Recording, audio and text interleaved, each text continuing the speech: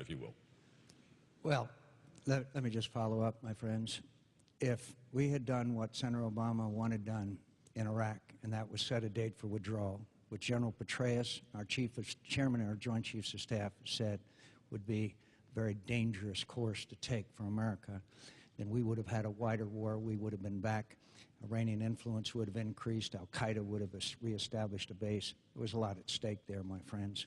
And I can tell you right now that Senator Obama would have brought our troops home in defeat. I'll bring them home with victory and with honor. And that is a fundamental difference. The United States of America, Tom, is the greatest force for good, as I said. And we must do whatever we can to prevent genocide, whatever we can to prevent these terrible calamities that we have said never again. But it also has to be tempered with our ability to beneficially affect the situation. That requires a cool hand at the tiller. This requires a person who understands what the limits of our capability are. We went in to Somalia as a peacemaking organization. We ended up trying to be, as peacekeeping organization. We ended up trying to be peacemakers, and we ended up having to withdraw in humiliation. In Lebanon, I stood up to President Reagan, my hero, and said, if we send Marines in there, how can we possibly beneficially affect this situation? And said we shouldn't. Unfortunately, almost 300 brave young Marines were killed.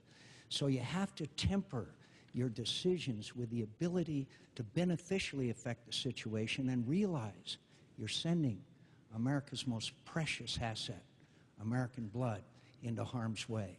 And again, I know those situations. I've been in them all my life.